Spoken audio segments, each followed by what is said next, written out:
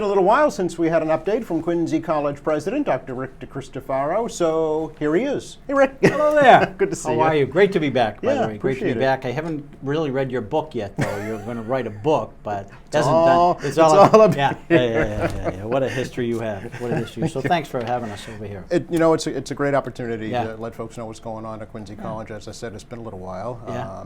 Obviously, spring semester in full gear, but I know you're already thinking summer and fall, right? Yeah, we are, and that's the interesting thing about higher ed. You just keep going. Where when I was superintendent, people would be leaving in June. About 1,000 teachers would be leaving, and you'd be talking with the principals or whatever. But it kind of slowed down a little bit, and you could have time to plan.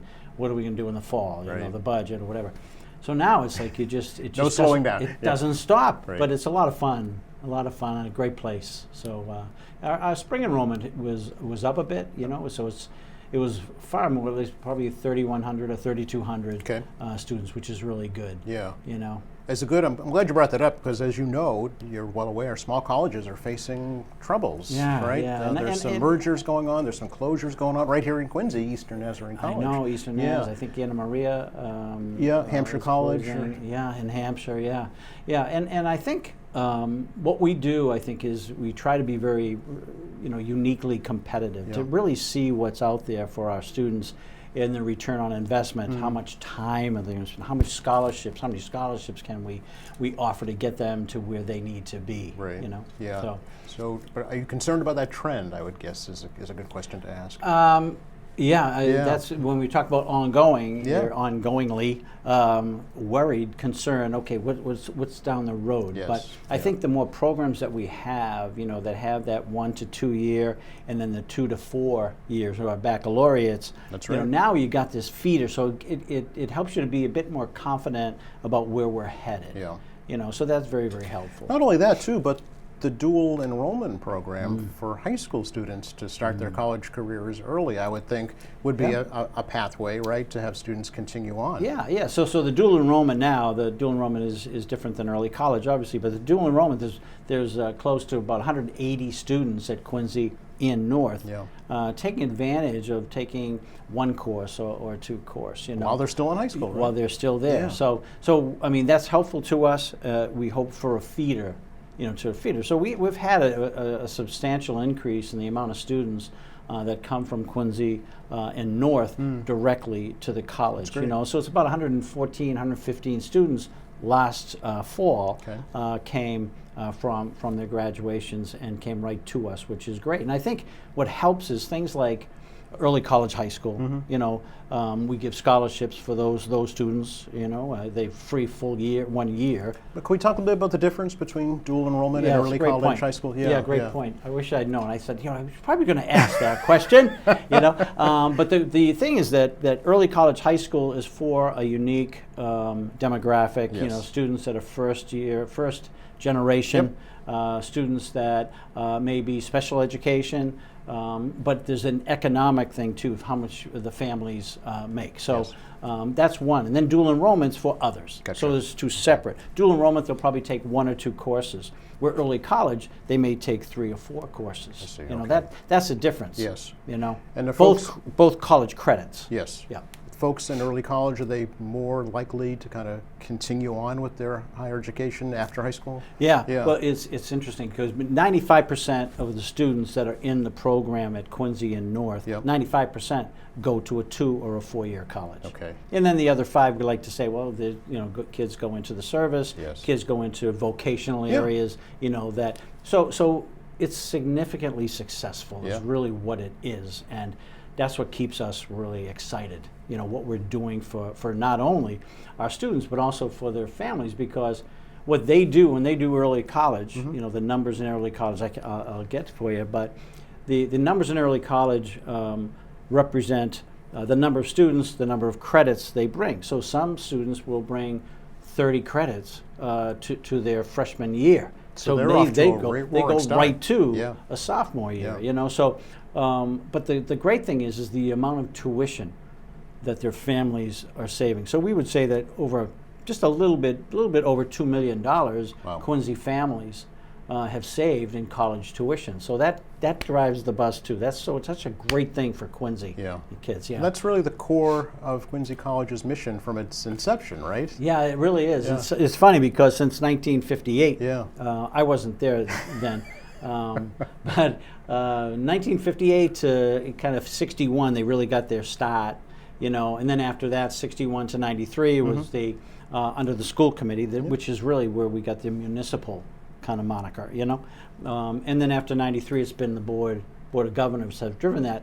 But you're correct. The mission really has never changed, and I think if we try to get as many alumni to ask them, what was Quincy College then, and then have the students now, and it's remarkable the attributes, the characteristics that they share that are so much alike, and that just says that it really is built for Quincy. It's built for so many, we've expanded. Oh, sure. Down to southeastern Mass and down towards the Cape. We're doing a lot of those things. There's a Plymouth campus now with their Plymouth campus, and so but the bottom line is that again, well over say 40% of our students are Quincy residents.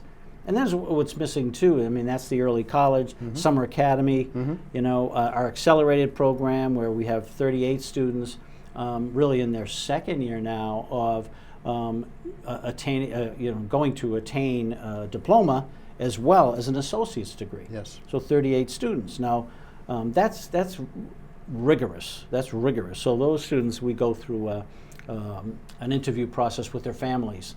Because we need to know that there's support, not only at school where we know there's support, but also the family that's going to say, hey, you know what, this student may not be playing as much basketball or playing much football. We do build for that, around their schedule, so they can have activities really too. Want them to succeed. Yeah. So there's a lot of different pieces of the pie here, that students can really take advantage of. That helps them, of course, but also helps the families in the city. And that's different, I think, than some of the larger, institutions of higher education. They don't kind of consider the whole student, right? Right, and that's where we're so fortunate because there are times I wish our numbers were so much higher. Of course, But the bottom line is that what we're doing now is really exactly where it should be. Yeah. We can give those resources, even in the budget, as we do the budget. We met this morning for a while, and I keep coming back to academic support. How can we help our students feel better, more confident about some of the courses that they have to take? And you get into a physics course, there are students that say, oh, I don't know. So we're looking at academic coaches and increased tutoring by department rather than saying, oh, you're a tutor for everything. Getting the experts in the field, to help our students. So that's where we'd like to expand to. Yeah, that's your niche. That's your niche, right? Yeah, and the other thing, Joe, with workforce development, I would say since 2021, well over 1,000 Quincy residents have been trained in areas of healthcare or information technology or business. So all of these great little pieces that really make lives better. Yeah, and work ready right out of college, especially here in Massachusetts, with those industries, healthcare, biotech, are probably the two leading biotech, fields. Same thing, right, And we work with Mass Hire, So we work with them, and they help what is called Section 30, which is the unemployment. So you get extended unemployment benefits if you're taking a course or being trained in something. So we have a lot of Mass Hire placements with us, and which really helps. And they're all Quincy residents. Which is great. Community Development Block Grant, such a great partnership with planning that there's hundreds of people, Quincy residents in again going to healthcare, hospitality, computers, all these different areas that they get trained, and Community Development Block Grant funding pays for them, and they're all Quincy residents. Great. Yeah. Dual enrollment is not just in Quincy, right, Rick? No, dual enrollment. Really we have 31 partners wow. In dual enrollment, and we're doing really great. The latest is really Cape Cod. Down to Chatham. Right? Wow. Yeah, because it's really our modality. It's how we do this. Yeah. there are colleges that have the ability to do it, maybe that don't have the thirst to do it, they don't have the drive to do it. Maybe it's not as important to them, but it's really important to us and the students we serve. But when we do these things, when we talk about going down to Chatham, going down to Oliver Ames, going down to Mansfield, Medfield, going to these places, we're really talking so much to these administrators and students. I mean, I go to all of these schools, and we just talk to the students briefly to make sure that the guidance people know who we are and what we offer, the assistant principal, the superintendent. So we're branding as well as doing some great things for students. How does that work logistically, though? I mean, a student in the Chatham Public Schools, how are they enrolled in Quincy College? That's the modality part, because it started out as a modality of if Joe wants to take a course at Quincy College, he would have to leave his high school. Now, Quincy North, it's a piece of cake. Right. But other schools, they would have to get on a bus, drive to Quincy, or other, a community college. I don't like to talk too many about them, but or go there. What the community college would say is, you come to us. Yes. We're not going to come to you. Right. What we say is, we'll work. Our department head of math will work with your department head of math and make sure that the syllabus is rigorous enough to say that they get college credit. So once they agree on that, now the students have their own teacher in their own high school. We bring them to the college 3 or 4 times a year. Oh, you do? And they go into our classes. So they get a feel for it. But the modality is the key, because you're right. Otherwise, you're just dealing, with people that are right around you. But if you've ever been to a high school and seen what happens when schedules come out, you realize that to say to Quincy High School or North Quincy High School here, you have 5 times a week you'll be coming to a college, and then when they get back, what is the educator going to say? The teacher's going to say, okay, where's your homework from last night? Well, or you missed class yesterday, you missed a test yesterday. Right. So it all that sort of kind of things that make a program not all that successful are in that modality. Or sustainable, right? So that's why we have so many students. I mean, I would suggest over 600 students that we have in dual enrollment. And it's grown exponentially, but it's because I think they understand our relationship with them and their students. And are scholarships also available for dual enrollment? No, not as much. Right now. No, they can do pathways like dual enrollment. You can do CVT pathways like early childhood education, criminal justice, IT, and there's one more I'm not going to think of right now. But we give college credits to those students. So that's their kind of form of scholarships. But then we give our own scholarships. If you're early college high school, you can come to Quincy College for first full year, 2 semesters, free. Oh, all right. All right. If you're a North Quincy grad, you can come, whether you are early college or dual enrollment or whatever, and you can come for a semester, free. Wow. Okay. So we're just trying to, and again, uniquely competitive. Yes. Trying to make sure that we can do what they do. You know, not to the same extent. You have to say that, you're the president. I know, but the interesting thing is we look at our enrollment, and we look at all these dual enrollment high schools, and we say, okay, so we're getting, say 15 students from a high school that we never could ever get unless we had this outreach to them. It's really, again, goes to the core mission of a community college. It really is. And we say that, but then we also know that it's for Quincy, and as long as our students, again, a little over 40% of our students are from Quincy, and then also residents that are being trained, like this, residents that may be unemployed or come back for their GED.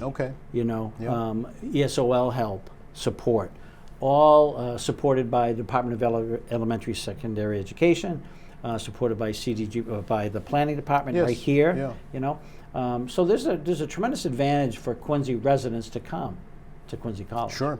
In addition to the 3 baccalaureate programs, right? So we got psychology, we got business, and computer science, and then we just added a Bachelor of Science in Nursing. Oh. So that'll be, we're recruiting now. Okay. For that, that'll start in the summer. This summer, wow. actually, which okay. is approaching. But yeah, so we have everything done and ready for that. We got approval from the New England Council of Higher Education, NECHI. Yes. So that's full speed ahead. That's a pretty cool program.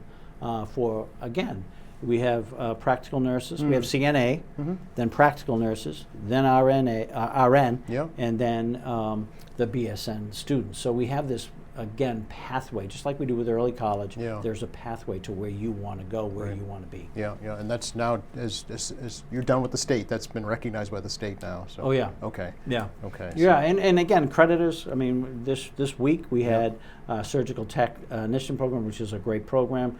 Accreditors come, they stay over at the Marriott, which is not a bad gig. That's okay. Yeah, I said, can I get a room? They said no. So accreditors for Surg Tech, we had accreditors for our nursing program, and accreditors for, we got ACN, and for the Rad Tech, Radiology Tech. Radiology, yep. And they're just busting, really. We're trying to say to our accreditors, we have so many more students that want to come into this program. They're done with the prerequisites. You know, please let's open the door. And they say, no, you need to prove that your students are passing the state test. Yep. You know, Yep. it's a national test, actually. Sure. Before we allow you to have more students, but in the meantime, you know, from a tuition, from a revenue standpoint, it's like, hey, we're ready. We have the staff. We have a beautiful facility over there that we built, and so we'd love to have more students come in. But they say, no, you know, we'll tell you when. Oh, all right. Which is okay. too bad. All right. Any sense for when that might happen? How long that might take? I think at the end of this year. Oh, all right. And when we get into 27, I think we'll be able to increase our students in radiology technician and surgical tech. Both really. There's a real need. So now would be a good time actually to start getting the prerequisites under your belt. Right? Exactly. Yeah. And then the same with occupational therapy. We can't start until 27 because the accreditors say, you know, you need to have a certain amount of administration to build the program. I see. You know, so so we do that, and we just bide our time. But time is, you know, we don't want too much time to go by. It's graduation season. Yeah. What's happening for commencement at Quincy College Commencement, this year? May 27th. Okay. We've committed to having it at the Marriott.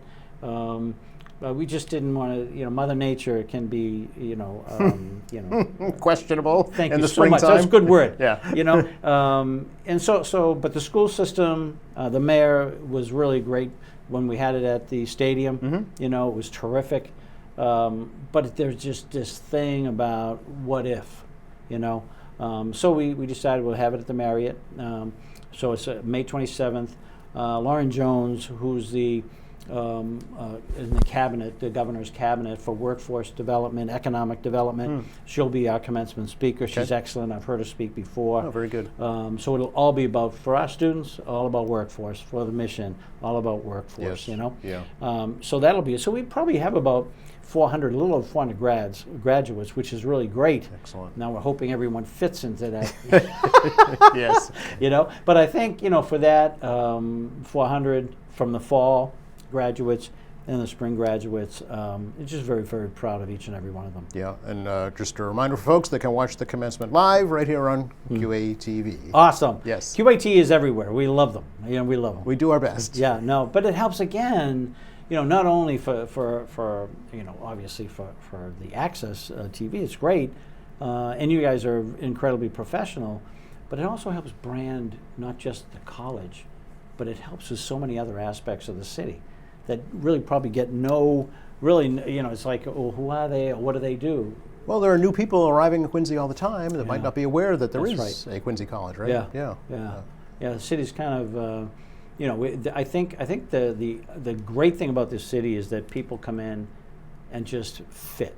You know what I mean? They know, once they get to know the city, they know where to go, what to do, and the city's really in a great place. The mayor, as you know, wants to buy the former Eastern Nazarene College, and perhaps Quincy College could play a role if that actually comes to fruition. Yeah, well, I'd love that, you know. And the mayor has talked with me about certain things there, and I think it would be terrific. I don't know the academic piece. I'm not certain on in any way, Okay. but certainly the athletic piece, Right. you know, could fit there. Yeah.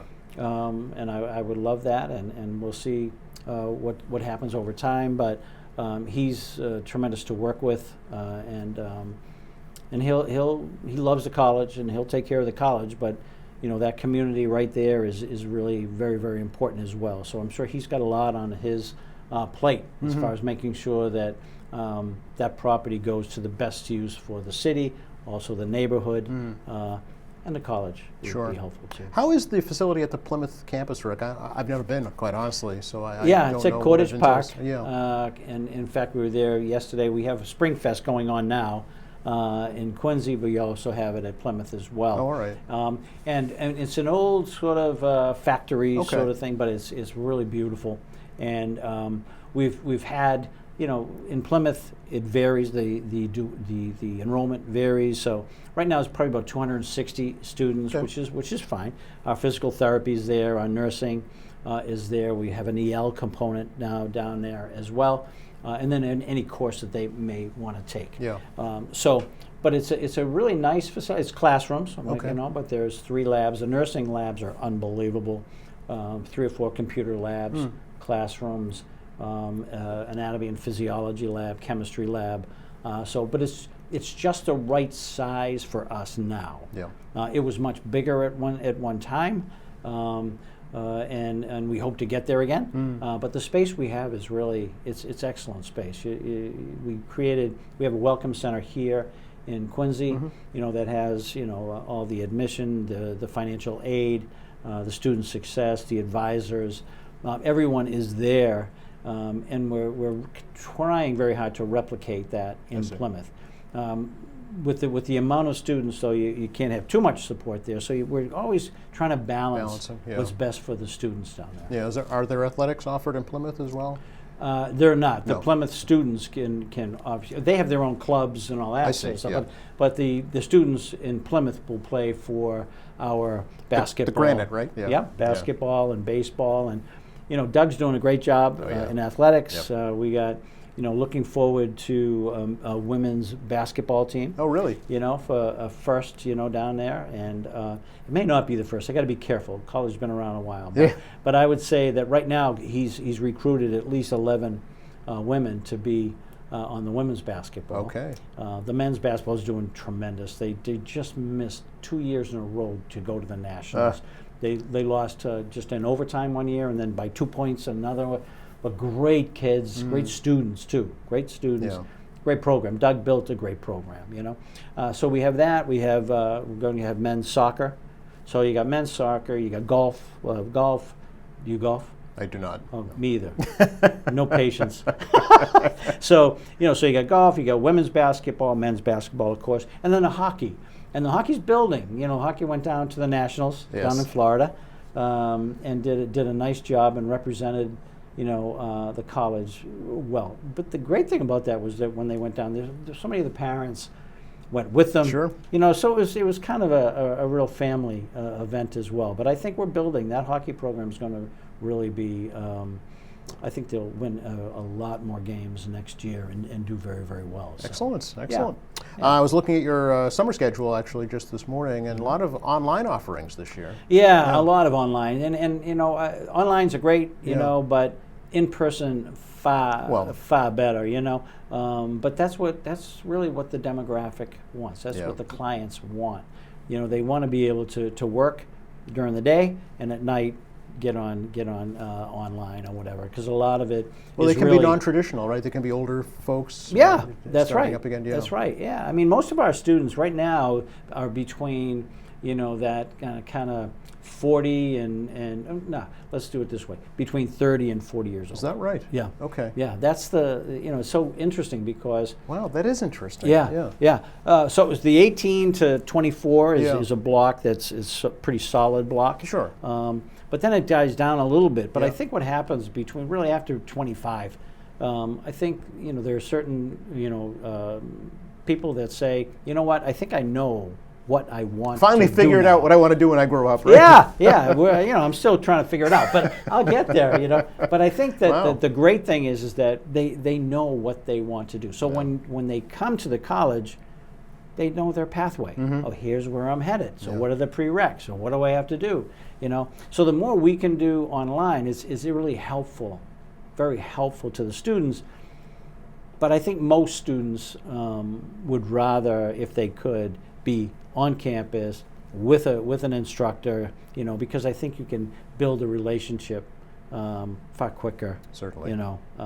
Completely different experience. Yeah, it is. I think it would be more difficult. And more difficult to teach, too, by the way. I would think, right? Yeah. Virtual teaching, as opposed to in-person teaching. Yeah. So it sounds like there's a lot going on. It's a very busy There's place. a lot going on. Yes. It is very busy, and we're just... The students that come there are very special because of what we just talked about, that they know pretty much their aspirations. They know their dreams. They know how it's going to affect their family. Yes. Many are parents, not necessarily single parents, but they certainly could be. But this college, understands and adapts to so many of the student needs, where they are in life right now, and making sure they get what they really want for their future. So it's a pleasure in so many ways, but it is incredibly busy. I bet. Yeah. Love it. We haven't even talked about the previous partnership with Jewish Vocational Services in Boston. Yeah, right? JVS is still going strong. Is it? Yeah. Yeah, we do very, very well in there. We're negotiating now with them for another 2 years or whatever. So we're talking about different things, and but they've I think the partnership is going strong because we both understand what our mission is. Yeah. But there's so many more things we could do, like an advisory board with all the hospitals in the South End, and how we can get them more involved and say, okay, what really do you need? Do you need more CNAs? You're looking for RNs. Everyone's looking for RNs. It's a big and growing field PNs, still. Yeah. So can we go to you and have classes where you are? And so there's just a lot of opportunity. It really is exciting. Well, you want to be able to teach things that people need, right? Exactly. To get a job. But that's what makes education so wonderful. And that's why sometimes we have a great liberal arts program, but I think some of the colleges that are seeing or feeling less enrollment are more liberal art generated, because I think most people know this is what I need to do. Yeah. I don't have a lot of time. It's like a 3-year baccalaureate. We may be looking at a 3-year baccalaureate. Really? Moving forward, we could look at our business and say, okay, how do we make it 3 years rather than 4? Wow. And that's in a lot of places around If you're the country. 30 years old, that can be very attractive. Imagine that. Yeah. Boom, boom. Yeah. No, Yeah. it's really. There are, that's what I mean by opportunities. Yeah. So we'll be looking at those opportunities to continue to be uniquely competitive. Okay. QuincyCollege.edu, best place to get your first introduction, right on the website. Yeah. And no, we're doing good, and I appreciate this time. No, it's our pleasure. Yeah. And anyone that's watching, Quincy residents, just they can contact me at the college. Okay. No problem at all. I'll get right back to them and get them cooking on wherever they want to go in life. Great. Do we hit all your topics, Rick? We want to Let make me sure. check. Yeah, check Well, your notes. It's not a test here. We want to make sure. No, I think we did very well. So, Okay, good. So it was your questions that helped me. So thank you. Oh, good. No, one more. Yes. See. Yeah. Thank you.